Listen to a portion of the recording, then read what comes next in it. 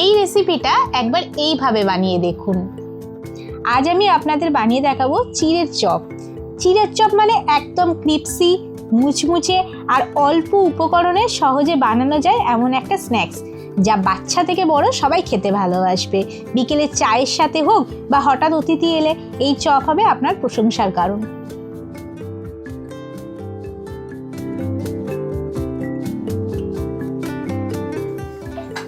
চিড়ের chop বানানোর জন্য আমি একটা বাটির মধ্যে 1 কাপ পরিমাণ চিড়ে নিয়ে নিচ্ছি। আর চিড়েটা আমি মোটা দানার চিড়ে নিয়েছি। এখন আমি চিড়েটাকে জল দিয়ে ধুয়ে নেব।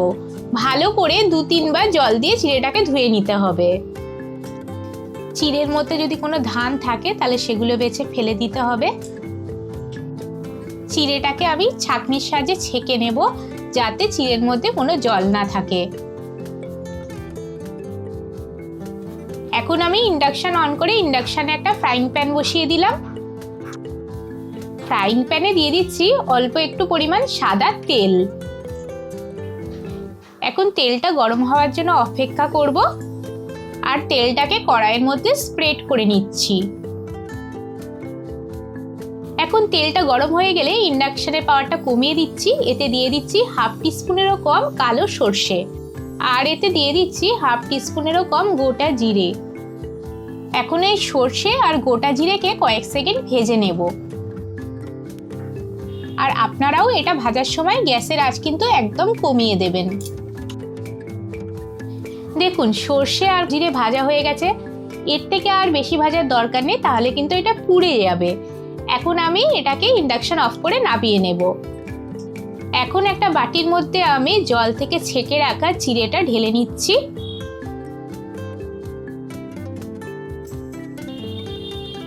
এখন আমি 1.5 খানা মিডিয়াম সাইজের সেদ্ধ আলুকে গ্রেটারের দ্বারা গ্রেট করে নেব।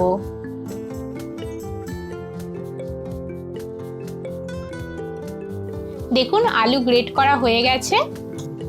এখন আমি এর মধ্যে কিছু সবজি মেশাবো। 1/2 খানা গাজরকে আমি খোসা ছাড়িয়ে গ্রেটারের দ্বারা গ্রেট করে নিয়েছি। এর মধ্যে আমি গ্রেট করা গাজর দিয়ে দিলাম। 1/2 খানা ক্যাপসিকামকে আমি এখন ছোট ছোট করে কুচিয়ে নিয়েছি। এর মধ্যে আমি কোচানো ক্যাপসিকাম দিয়ে দিচ্ছি।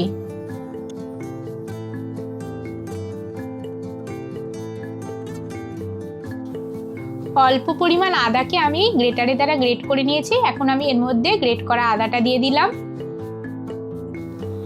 এখন আমি এর মধ্যে দিয়ে দিচ্ছি অল্প পরিমাণ ধনেপাতার কুচি। এখন আমি এর মধ্যে দিয়ে দিচ্ছি 1/2 টিস্পুনের একটু কম লঙ্কার গুঁড়ো। 1/2 টিস্পুনের একটু কম দিচ্ছি হলুদের গুঁড়ো। এতে আমি স্বাদ অনুযায়ী লবণ দিয়ে দিচ্ছি। এখন আমি যে জিরে আর সর্ষেটাকে তেলের মধ্যে ভেজে রেখেছিলাম, সেই ভাজা জিরে আর সর্ষেটা দিয়ে দিচ্ছি।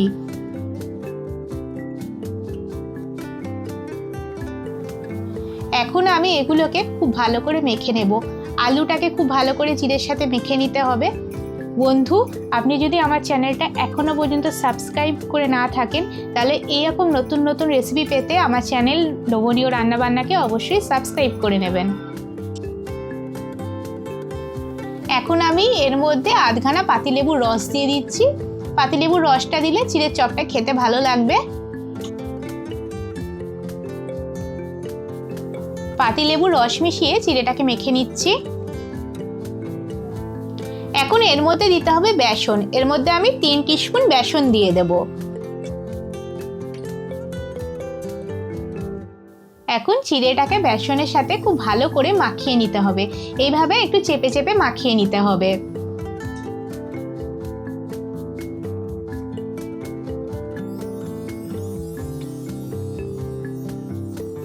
দেখুন সমস্ত কিছুকে আমি খুব ভালো করে মাখিয়ে নিয়েছি। এইবার এখান থেকে কিছুটা পরিমাণ চিড়ে মাখা নিয়ে, চিড়ে আর বেসন আলু এই সমস্ত মাখা নিয়ে এখন এগুলোকে চপের আকৃতি করে গড়তে হবে। আমি এই চপগুলোকে লম্বা লম্বা করে তৈরি করব। তো আমি কিভাবে তৈরি করছি আপনারা দেখুন। এইভাবে লম্বা লম্বা করে চিড়ের চপগুলোকে তৈরি করতে হবে।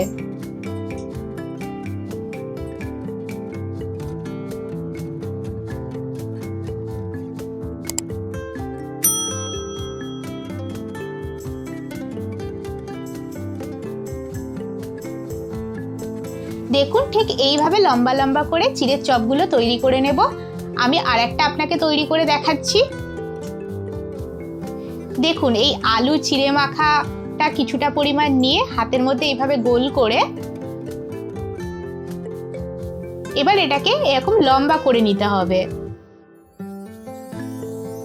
এইভাবে লম্বা লম্বা করে তৈরি করতে হবে আর দুপাশটা একটু হাত দিয়ে এইভাবে চেপে দিতে হবে।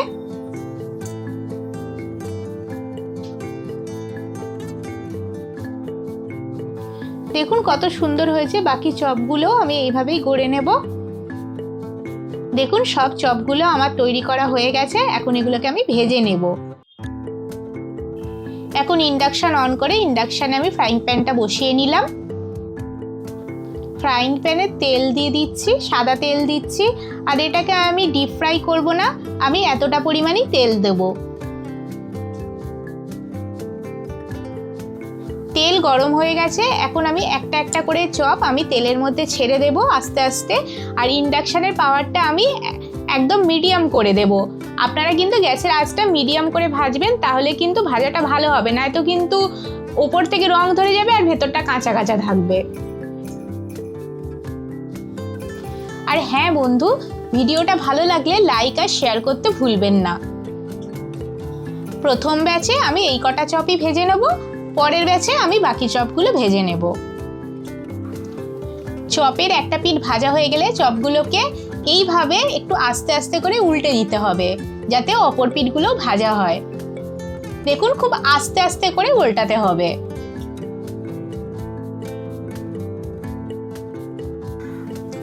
দেখুন সব কটা চপই আমি আস্তে আস্তে করে উল্টে দিলাম। আর একটা পিঠও আমি ভালো করে ভেজে নেব।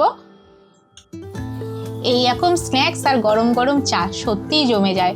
আপনারা বাড়িতে এইভাবে তৈরি করুন, দেখবেন সত্যিই খেতে খুব ভালো হয়। দেখুন আমি চিড়ের চপগুলোকে খুব ভালো করে ভেজে নিয়েছি। এখন আমি ছান্তার সাহায্যে তেল ঝরিয়ে চপগুলোকে একটা পাত্রে তুলে রাখবো।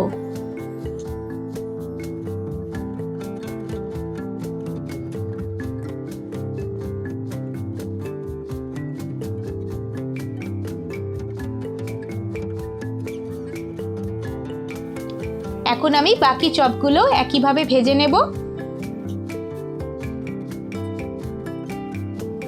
দেখুন আমি বাকি চপগুলো একইভাবে ভেজে নিয়েছি। এখন আমি তেল ঝরিয়ে চপগুলো একটা পাত্রে তুলে নেব আর ইন্ডাকশন অফ করে আপনাদের পরিবেশন করে দেখাচ্ছি চিড়ের চপ কেমন হয়েছে।